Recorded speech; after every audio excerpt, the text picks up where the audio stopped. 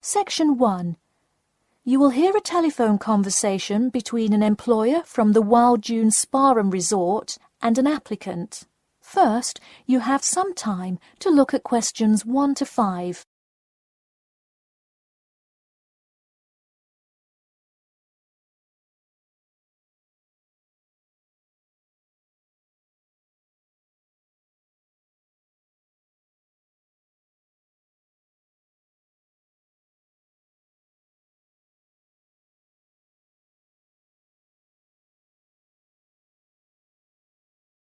You will see that there is an example which has been done for you. On this occasion only, the conversation relating to this will be played first. Hello, is this John Murphy? Hi, yes it is. Hi John, this is Ed Heisenberg from the Wild Dune Spa and Resort, calling about your application for our lifeguard position. Do you have a few minutes to talk? Yes, absolutely. The employer says that he is calling about the application for their lifeguard position. So, lifeguard has been written in the space. Now we shall begin. You should answer the questions as you listen, because you will not hear the recording a second time. Listen carefully and answer questions 1 to 5. Hello, is this John Murphy? Hi, yes it is. Hi John, this is Ed Heisenberg from the Wild Dune Spa and Resort, calling about your application for our lifeguard position. Do you have a few minutes to talk? Yes, absolutely. Great, could you give me your address?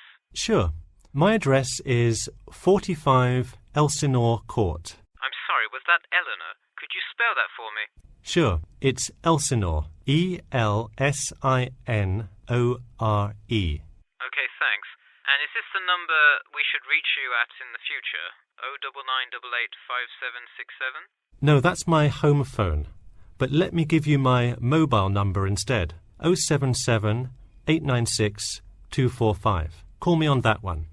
Okay, I'll make a note of that. Could you tell me your availability? Sure, I'm usually available during afternoons or weekends.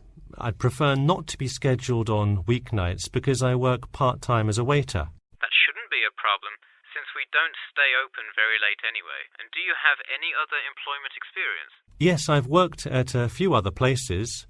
I was the baseball coach at Richmond High School last season. I see. And do you have any other experience that you would like us to note on your application? Yes. Last year I worked at the beach as a rescue diver. Rescue diver? That sounds intense. Well, it's really just like being a lifeguard, except in the ocean instead of pool. So kind of like being a lifeguard at the world's largest pool. I see. Before you hear the rest of the conversation, you have some time to look at questions 6 to 10.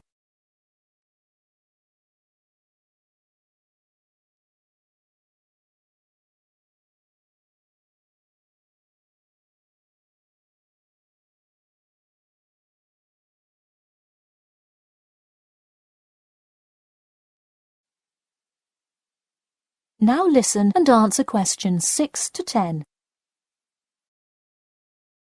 So could you tell me about the relevant skills you have? I'm guessing a lot given your experience. I'm CPR certified and have 2 years of diving experience. Great, it sounds like you are well qualified for this position. When does your CPR certification expire? I think in November, but let me quickly check my CPR card. Actually, it expires in October. Okay, so regardless, you have it through the end of the summer. When is your ideal time to work? Since I work in the restaurant on weeknights, I like weekends best, specifically Saturday mornings. I see. We do already have a lot of staff available on Saturdays, but I do need an early morning shift lifeguard. How early could you work Saturday morning? I can get there by 6 o'clock if need be. You'll be happy to know we open a little later than that, but I'll put you down for Saturday mornings here. Oh, awesome. I can't wait to get started. How about you come in next Saturday, the 12th? That sounds good. Great. We can figure out other shifts for for you to work when you come in then. One last thing, just out of curiosity, where did you hear about us? I heard your ad on the radio while I was driving this morning. You know, I think you're the first person who has responded to our radio ads. It's almost always people who have seen us in the newspaper. Yeah, I don't have time to read through the newspaper every morning. I've plenty of time in the car to listen to radio ads. That makes sense. Well, thanks for your time, and we'll look forward to seeing you on the 12th. That is the end of section 1. You now have half a minute to check your answers.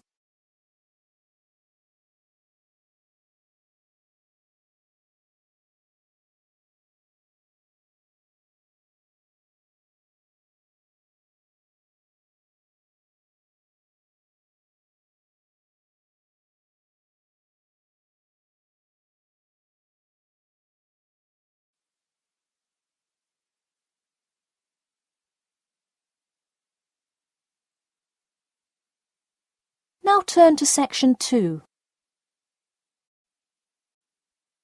Section 2.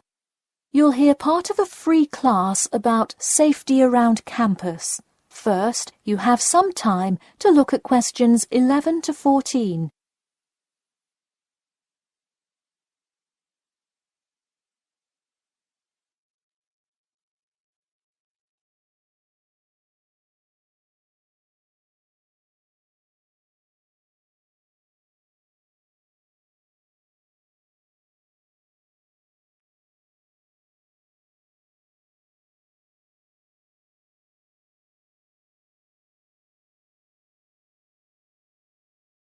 Now listen carefully and answer questions 11 to 14. Good evening. I'm Geoffrey Miller from the University of Nottingham Student Union, and in this week's free class, Carlos Garcia is going to tell us about safety around campus. Over to you, Carlos. Thank you, Geoffrey, and thank you all for your attendance today. Also, I'd like to thank the Student Union here at the university for organising this lecture. Well, I've been serving and protecting the city of Nottingham for over 20 years now as a member of the police department. Does anyone know what type of crime is the most prevalent on campus? I heard someone say drugs and alcohol. That actually isn't too much of an issue. Violence? Nope. Actually, the biggest thing we worry about here is theft. The nature of crime on Nottingham's campus is quite different from that of the surrounding areas. Crime rates across the East Midlands are very difficult to control. We'd like to see the rate stay the same for this calendar year, but it has been increasing steadily over the past 3 years. On campus, however, I'm happy to say that the overall crime rate has fallen this year. You wouldn't think so if you've seen the extremely exaggerated stories in the media. The media has done nothing but cause more concern about crime in our area. Even the crime shows you see today are a little bit far-fetched, but at least viewers know they're not real events. We'd really like to see more factual news articles out there so the public can have a rational sense of the safety level of our society. Before you hear the rest of the talk, you have some time to look at questions 15 to 20.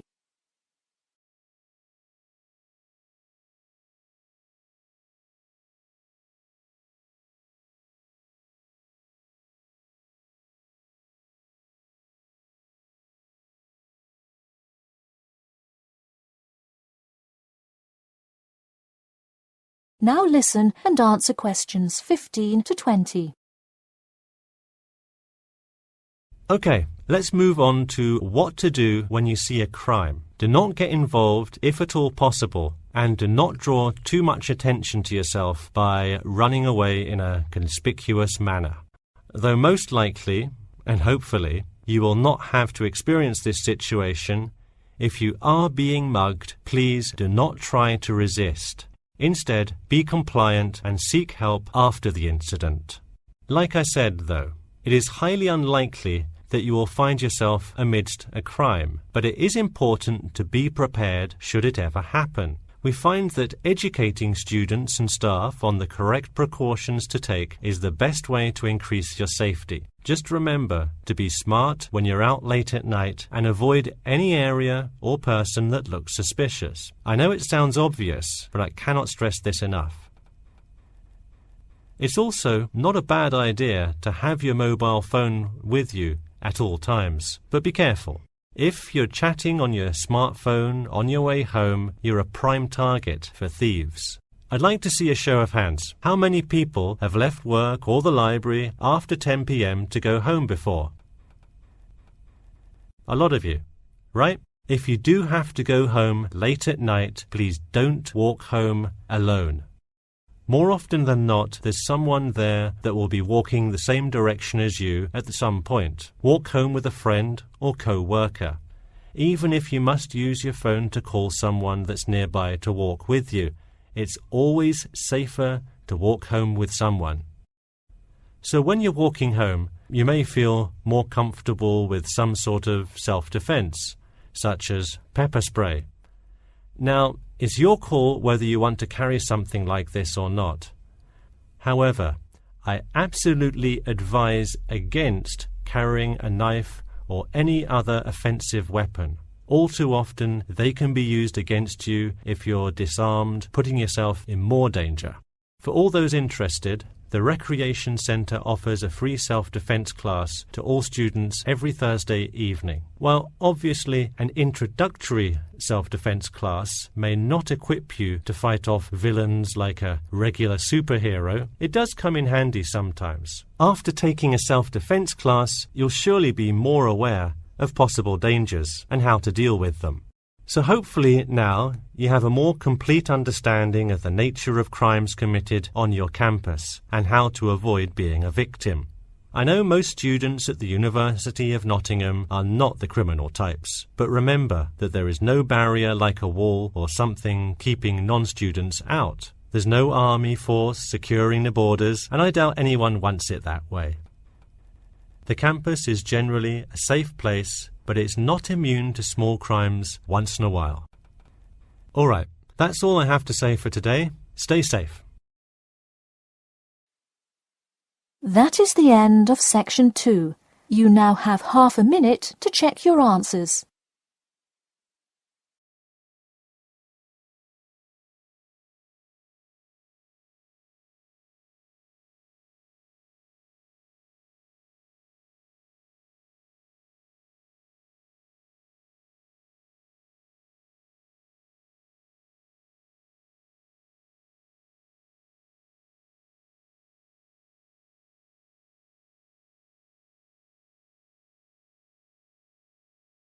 Now turn to section 3. Section 3.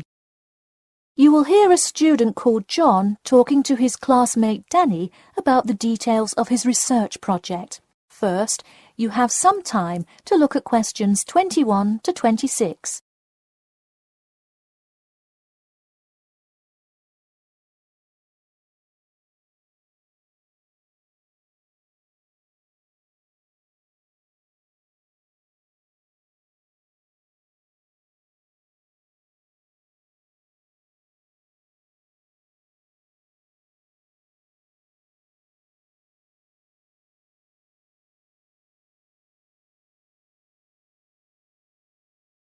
Now, listen carefully and answer questions 21 to 26. So, tell me about your research project, John.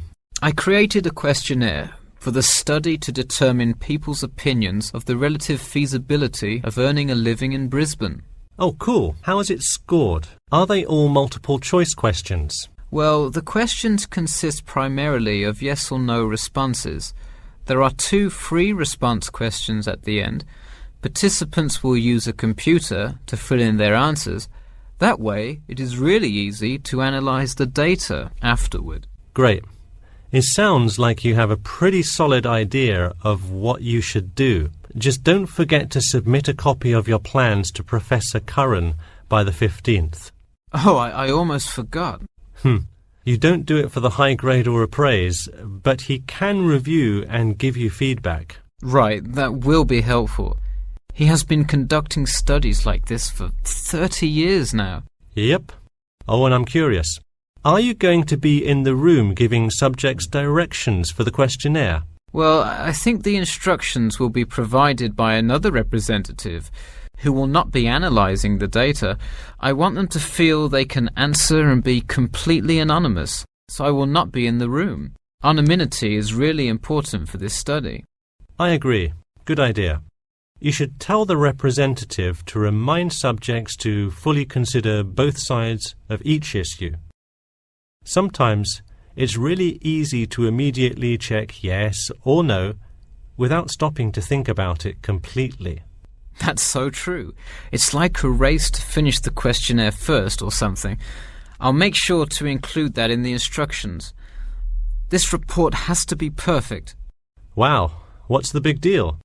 I know it's part of your grades and all. Well, it's that, but also a well-executed study could grab the attention of faculty in the department, which would be a huge deal. So, for attention? No, silly. I mean, I could really gain the respect of professors who may later take me on as a graduate student in their labs.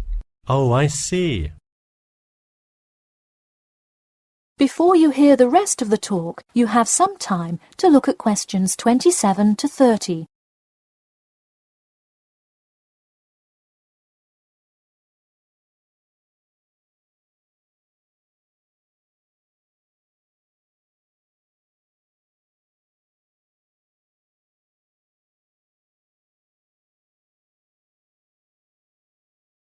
Now, listen carefully and answer questions 27 to 30.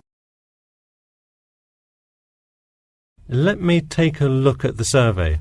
Wow, this looks great. The map of the median income by region is a great tool. Where did you find it?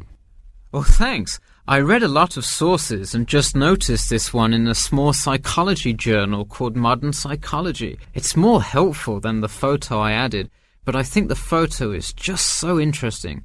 It was in the newspaper last year during that huge wage strike. It's great. Probably not necessary, but it looks great. I don't understand. What is WKRX's involvement here? Oh, the radio station agreed to sponsor the study if I play their station in the room. Wow, interesting. So you don't have to pay for any of this? Exactly. Nice. Where did you get that idea?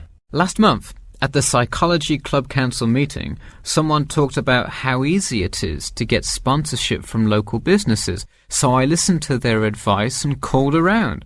I'll have to remember that. Well, this all looks great. Good luck. That is the end of section 3. You now have half a minute to check your answers.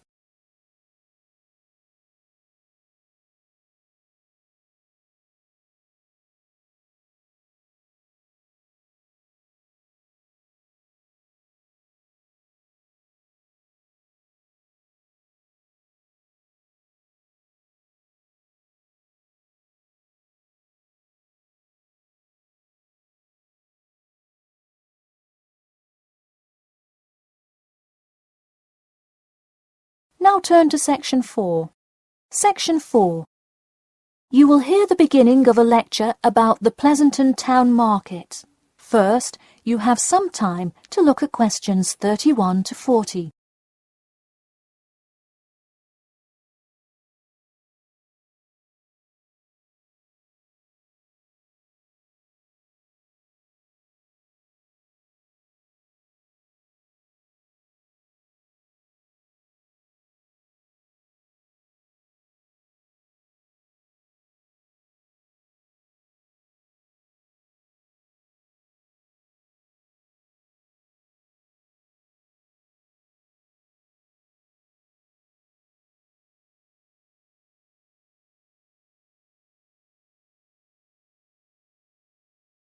Now, listen carefully and answer questions 31 to 40.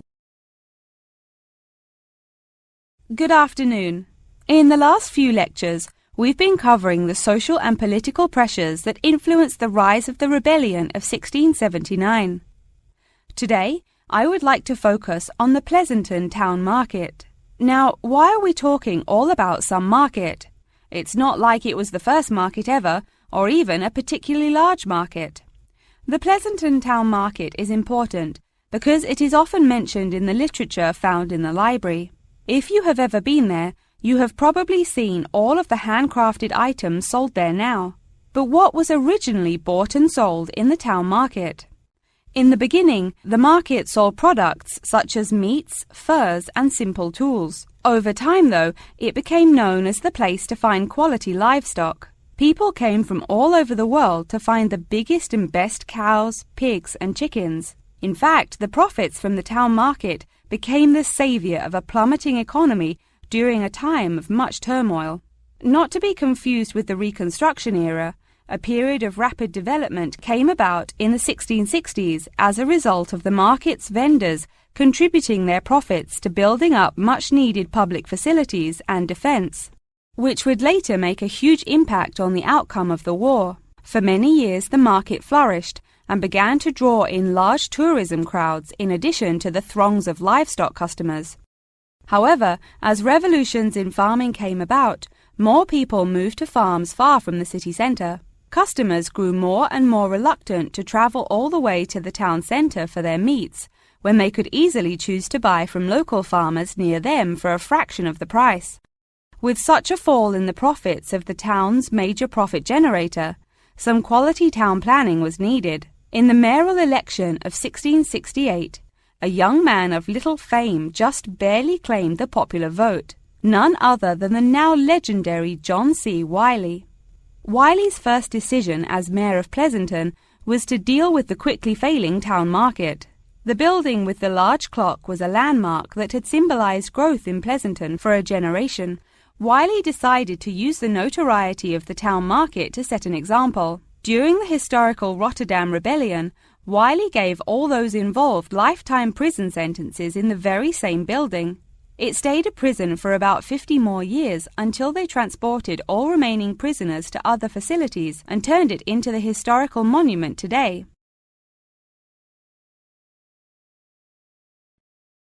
Now that you know the basics of the history of the Pleasanton Town Market, I will introduce your next group project. I want you to make a short film based on the real historical events that occurred in Pleasanton before and during the uprising. I will give you some class time to look through the library's reference section, but you will be responsible for conducting further research outside of class. I suggest starting by looking for information on the market itself. You'll find plenty of information. In fact, some students complain that there is actually too much information on it.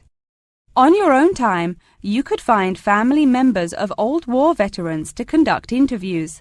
Sometimes they provide wonderful insight that you wouldn't find in proper history books.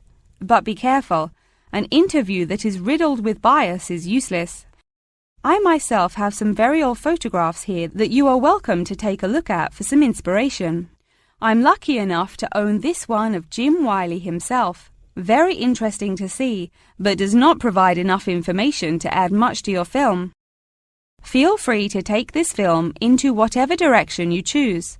You could even do a crime thriller based on real outlaws. All you would have to do is look through the newspaper archives in the crime section during that time period. Try to get as much detail as you can, but you may end up having to draw your own conclusions.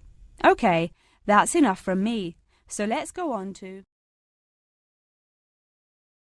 That is the end of section 4. You now have half a minute to check your answers.